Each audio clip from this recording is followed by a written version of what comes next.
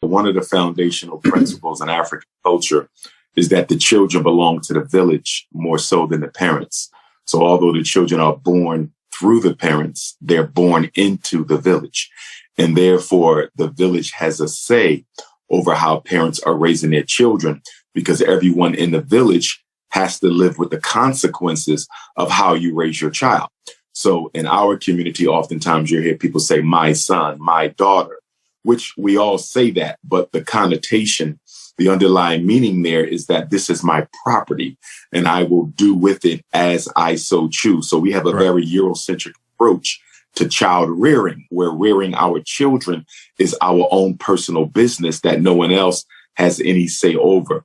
And that's inconsistent with African culture because the children belong to the village. And one of the reasons that the village concept is so strongly embraced in traditional African society is, as I said before, we all have to live with the consequences of how we raise our children. So if you raise your son full of anger and you reject him and you emotionally abuse him, he may grow up to be a killer. He may be a domestic abuser. So even though that was your son, as you say, I have to live with the consequences of how poorly you raised him.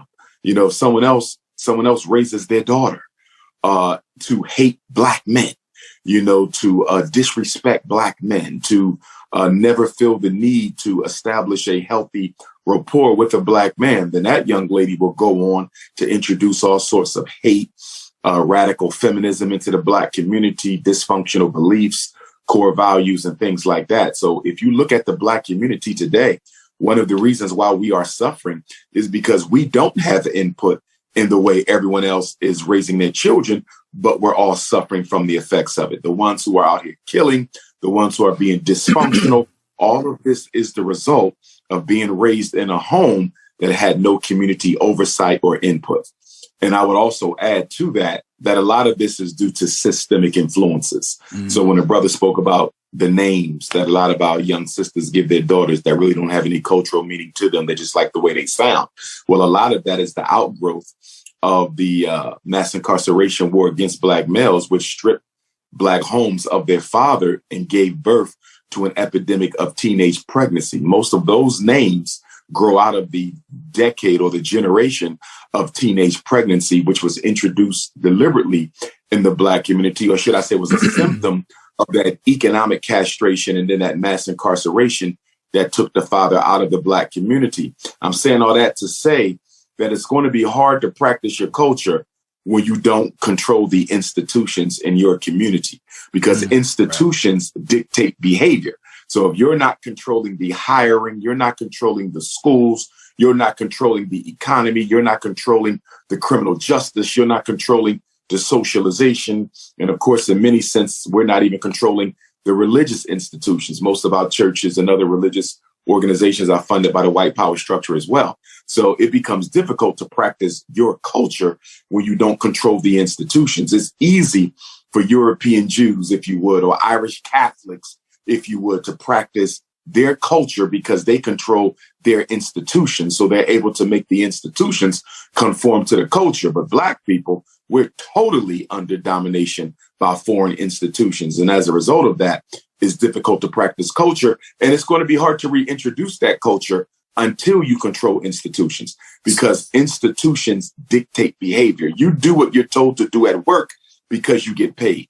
Children do what they're told to do at school because they're getting an education. You're told to do what must be done at a hospital because they're trying to heal your body. So only when you control the institution can you control the behavior. What makes it so difficult for us to transform our people's behavior is we don't control any of the relevant institutions that our people need. The primary reason for the Frederick Douglass Marcus Garvey Academy is I'm of the firm belief as a psychologist that we change nothing in the Black reality until we change the way that we think as a people. All transformation begins on the level of the mind.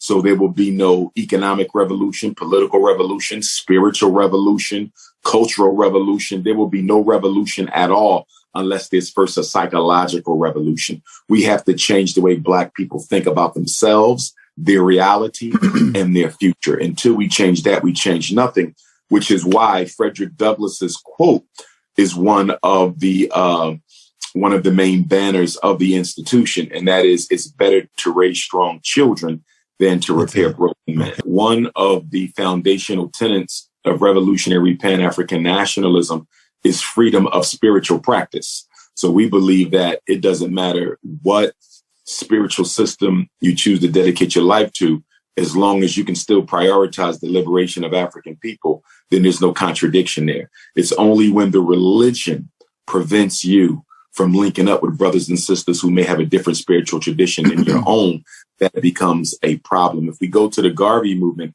the UNIA, they were Hebrew Israelites in the UNIA. In fact, the UNIA music director, Rabbi J. Arnold Ford, he was actually the author of the Universal Ethiopian Anthem, which is the foundational hymn of the Garvey movement. And Rabbi J. Arnold Ford, he actually helped repatriate hundreds of American Africans back home to Ethiopia towards the end of Marcus Garvey's life. So they were Hebrews in the Garvey movement. They were Muslims. They were Christians. They were people of every fold, because in practice, the UNIA was a government. It was established to be a government, not to be a church, not to be a religious institution, but a government that was based upon the free spiritual practice of everyone who participates. So if I look at the Hebrew Israelite community, if I look at the Christian brothers, the Muslim brothers, if I look at those of us who practice traditional African spirituality, when you look at the code of ethics, the code of behavior, a lot of it is largely similar because it all comes from traditional African civilization anyhow. So I don't think we would have any issues over the ethics per se. It would be differences of doctrine and dogma, which I think that we should all be mature enough to be able to respect everybody's right to believe as they should. You know, for me, a religion should never be a point where we should separate from each other. You know, we are a very spiritually diverse race of people. And I think diversity is a benefit. I think diversity is an advantage. I don't think it should be viewed, you know, as a cause of concern.